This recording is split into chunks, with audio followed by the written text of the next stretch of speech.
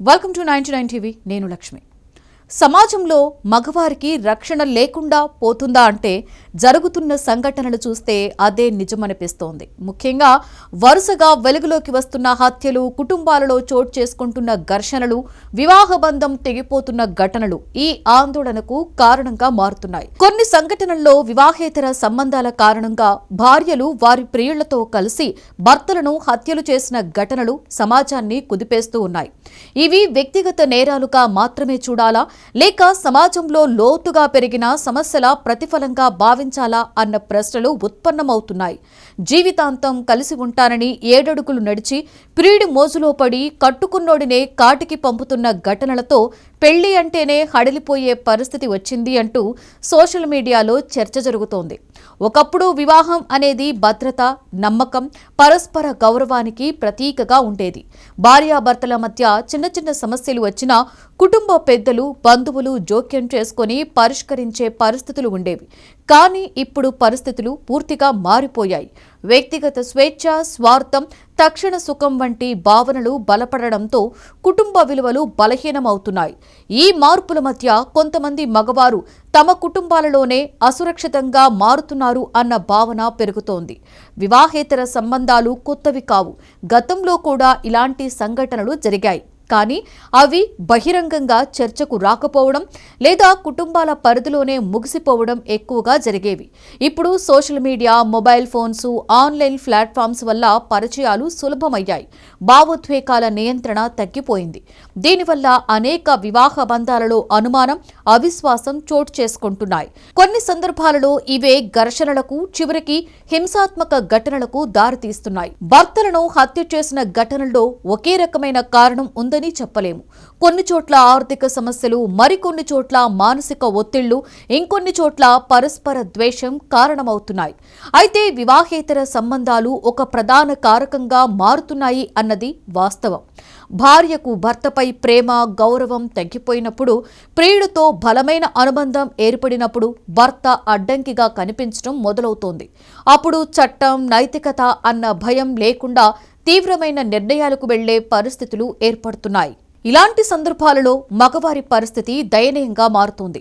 వారు తమ కుటుంబం కోసమే శ్రమించి భార్యాపిల్లల భవిష్యత్తు కోసం కష్టపడుతున్నప్పటికీ అదే కుటుంబంలో తమ ప్రాణాలకు ప్రమాదం ఉందని ఊహించలేని స్థితి ఏర్పడుతోంది.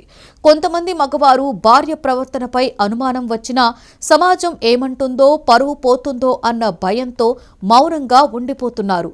ఆ మౌనం చివరికి వారికి ప్రాణాంతకంగా మారుతున్న సందర్భాలు కూడా కనిపిస్తున్నాయి. మంచి, చెడు అనేవి స్త్రీ పురుషులు ఇద్దరిలో ఉన్నాయి. ఎంతో మంది భర్తలు భార్యలను హింసించి చంపేసిన ఘటనలు కూడా ఉన్నాయి. తప్పు ఎవరు చేసినా తప్పే. కానీ ఈ మధ్య మనం సోషల్ మీడియాలో ఎక్కువగా వింటున్న వార్తలు మాత్రం ప్రియుడి మోజులో భర్తను హత్య చేసిన భార్య అని. మహిళలపై కూడా అనేక రకాల దాడులు, హత్యలు జరుగుతున్నాయి. వారు కూడా సమాజంలో అసురక్షితంగానే ఉన్నారు. కానీ కొన్ని ప్రత్యేక సంఘటనల్లో మగవారు బాధితులుగా మారుతున్నప్పుడు ఆ అంశాన్ని కూడా సమాజం సీరియస్గా తీసుకోవాల్సిన అవసరం ఉంది. నేరం చేసిన వ్యక్తి ఎవరో లింగభేదం లేకుండా చట్టం కఠినంగా వ్యవహరించాలి. ఇలాంటి ఘటనలు పెరగడానికి చట్టపరమైన భయాభావం తగ్గిపోవడం కూడా ఒక కారణమే. నేరం చేసినా తప్పించుకోవచ్చన్న భావన కొందరిలో ఉంది. దర్యాప్తు ఆలస్యం, సాక్ష్యాలు లేని కేసులు సంవత్సరాల తరబడి నడవడం వంటివి నేరస్తులకు ధైర్యాన్ని ఇస్తున్నాయి. అందువల్ల కుటుంబాలలో జరిగే నేరాలపై ప్రత్యేక దృష్టి పెట్టి వేగంగా న్యాయం జరిగేలా వ్యవస్థను బలోపేతం చేయాలి. మానసిక ఆరోగ్యం అంశం కూడా ఇక్కడ చాలా కీలకం. అనుమానం, అసూయ, కోపం, ద్వేషం వంటి భావనలు నియంత్రణ తప్పినప్పుడు హింసకు దారితీస్తాయి. భార్యాభర్తల మధ్య సమస్యలు వచ్చినప్పుడు కౌన్సిలింగ్, కుటుంబ సలహా కేంద్రాలు అందుబాటులో ఉంటే అనేక ప్రాణాలు రక్షించబడే అవకాశం ఉంది. కానీ మన సమాజంలో ఇంకా కౌన్సిలింగ్ను ఒక అపహాస్యంగా చూసే ధోరణి ఉంది. ఈ ఆలోచన మారాలి.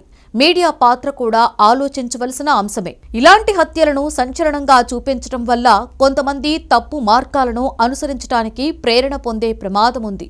నేరాన్ని రొమాంటిక్గా చూపించకుండా దాని వెనుక ఉన్న నష్టం, కుటుంబాల విధ్వంసం, పిల్లల భవిష్యత్తు నాశనం వంటి అంశాలను స్పష్టంగా చూపించాలి. చివరిగా సమాజం మొత్తం ఒక ఆత్మ పరిశీలన చేసుకోవాల్సిన అవసరం ఉంది.